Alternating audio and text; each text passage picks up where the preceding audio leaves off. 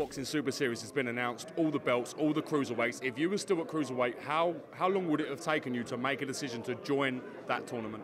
It would have been. It's an easy decision. If you believe you're the best in the division, you enter this tournament. Plain and simple. I think you would win it.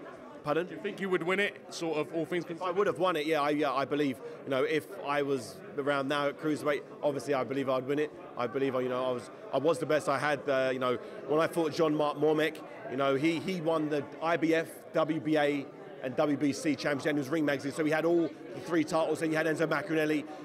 They stripped him of the IBF before he fought me, but he was the undisputed champion.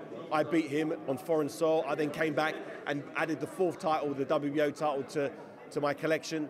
So, you know, I did what this tournament is going to do in probably 4 fights. I did it fortunately, but I did it the hard way, and I didn't get paid $1 million. What are these guys are getting paid good money, big money. I think when I fought Jean-Marc Mormec, you know, I got around $100,000 for that fight. So I did it for nothing, basically, you know, just about covered my training expenses. So I did it for nothing, you know, but for me, it was about the glory. It was about putting my name down as one of the greatest ever cruiserweights. And, you know, I've secured that legacy. Then the move to heavyweight was about, you know, financially securing myself and winning that heavyweight championship of the world, which I'm fortunate that I've done. But I've still got some stuff left. You know, I watched Anthony Joshua Klitschko fight, which I believe was one of the most entertaining heavyweight bouts in many years. You know, and you know, rightly Anthony Joshua won the fight. But like you said, I saw stuff there that I believe I could capitalize on if I was in the ring with him. So I'm looking at with Joshua. You know, I'd love the opportunity. You know, it's all good and well talking from afar, but you know, I'm going to work my way into position to make that fight, because hopefully he retains his title in the rematch against Vladimir Klitschko, which is going to happen hopefully this year.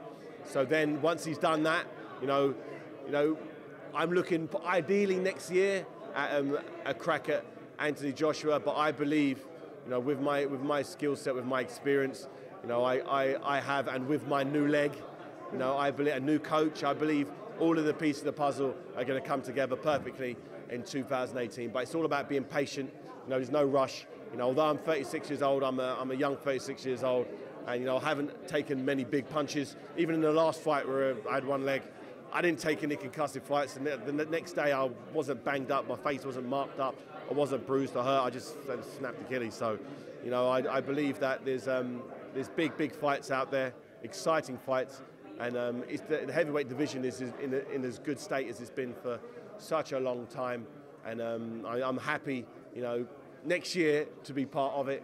You know, exciting times ahead for British boxing, particularly in the heavyweight division.